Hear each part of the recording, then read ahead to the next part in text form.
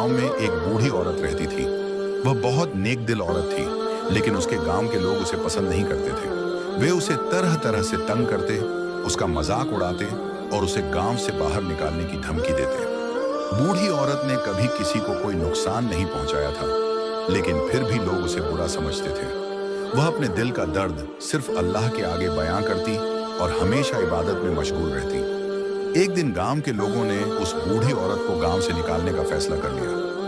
वे उसे धक्के देकर गांव से बाहर छोड़ आए। बूढ़ी औरत बेबस थी, लेकिन उसने अपने रब पर भरोसा रखा।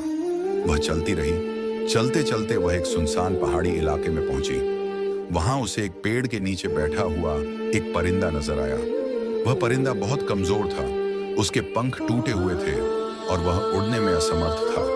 बूढ़ी औरत को उस पर दया आ गई।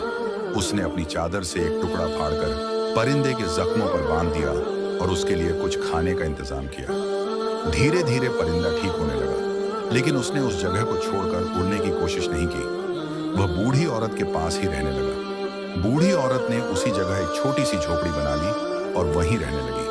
वह रोज इबादत करती, कुरान की तिलावत करती और अल्लाह से अपना दर्द बयां करती। परिंदा हमेशा उसके पास बैठा रहता, जैसे कि वह भी उसकी तिलावत को सुन रहा हो। कुछ दिनों बाद गांव के कुछ लोग उस रास्ते से गुजर रहे थे। उन्होंने देखा कि वह बूढ़ी औरत अब भी जिंदा है और खुशहाल भी लग रही है। ये देखकर वे हैरान रह गए। उन्होंने औरत से पूछा, तू यहाँ अकेली कैसे जिंदा रह रही है? बूढ़ी औरत मुस्कुराई और बोली, जिसका कोई नहीं होता उसका अल्लाह होता है। गांव के लोगों ने देखा कि वह कमजोर सा परिंदा अब ताकतवर बन चुका था और जब भी कोई बूढ़ी औरत को नुकसान पहुंचाने की कोशिश करता, वह परिंदा तेज आवाज में चीखता और उसके ऊपर मंडराने लगता। यह देखकर गांव वालों के दिल में डर बैठ गया। धीरे धीरे कुछ लोगों ने उस बूढ़ी औरत से इस्लाम के बारे में सवाल करने शुरू किए। उन्होंने उससे पूछा कि वह किसकी इबादत करती है और कौन सा अल्लाह है जो उसकी सुनता है। बूढ़ी औरत ने उन्हें प्यार से समझाया और धीरे धीरे कुछ लोग इस्लाम की हकीकत को समझने लगे। फिर एक दिन वही गांव जिसने बूढ़ी औरत को निकाल दिया था, इस्लाम की रोशनी से जगमगा उठा। लोग अब पत्थरों के बुतों की पूजा छोड़कर सच्चे अल्लाह की इबादत करने लगे। यह सब उस बूढ़ी औरत के सब्र और अल्लाह पर भरोसे का नतीजा था। उसने किसी से बदला नहीं लिया, बस अल्लाह की इबादत की और अल्लाह ने उसकी हिफाजत की और उसे इज्जत से नवाजा। गांव में इस्लाम की रोशनी फैल चुकी थी, लेकिन अभी भी कुछ लोग ऐसे थे जो अपनी पुरानी मान्यताओं को छोड़ने को तैयार नहीं थे। वे बूढ़ी औरत से जलने लगे और सोचने लगे कि यह सब उसी की वजह से हुआ है। वे आपस में कानाफूसी करने लगे कि हमें इसे खत्म कर देना चाहिए, वरना हमारा पूरा गांव इसी के साथ हो जाएगा। एक रात जब बूढ़ी औरत अपनी झोपड़ी में इबादत में मशगूल थी, कुछ लोगों ने मिलकर उसकी झोपड़ी को आग लगाने का फैसला किया। वे जलते हुए मशाले लेकर उसके घर की तरफ बढ़े, लेकिन जैसे ही वे पास पहुंचे, अचानक वह रहस्यमयी परिंदा जोर जोर से चीखने लगा।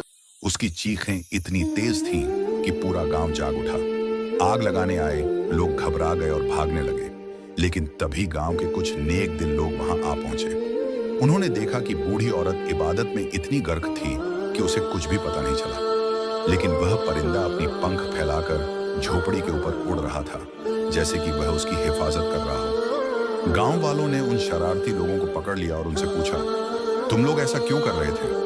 वे डर से कांपते हुए बोले, हमें लगा कि अगर यह बूढ़ी औरत यहाँ रही तो हमारा पुराना धर्म खत्म हो जाएगा। गांव के बुजुर्गों ने उन्हें समझाया, यह औरत तुम्हारा बुरा नहीं चाहती, यह बस तुम्हें सच्चाई की तरफ बुला रही है। अगर इसका खुदा इतना ताकतवर है कि इसको इस जंगल में अकेले में बचा सकता है, तो सोचो वह हमारे लिए क्या कर सकता है।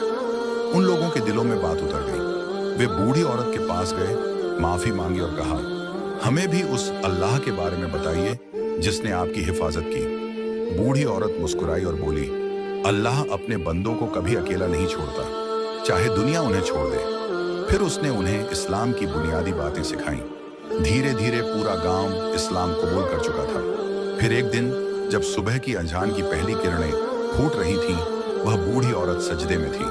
उसने अपना आखिरी सजदा किया और अपने रब से जा मिली। गांव के लोग उसकी इस इबादत से इतने मुतासिर हुए कि उन्होंने उसकी झोपड़ी को मस्जिद में तब्दील कर दिया। और वह रहस्यमयी परिंदा, लोग कहते हैं कि जब बूढ़ी औरत का इंतकाल हुआ, वह परिंदा भी कहीं उड़ गया और फिर कभी वापस नहीं आया। लेकिन उसकी कहानी, उसके सब्र और अल्लाह पर उसके भरोसे की गूंज आज भी उस गांव की हवाओं में महसूस होती है।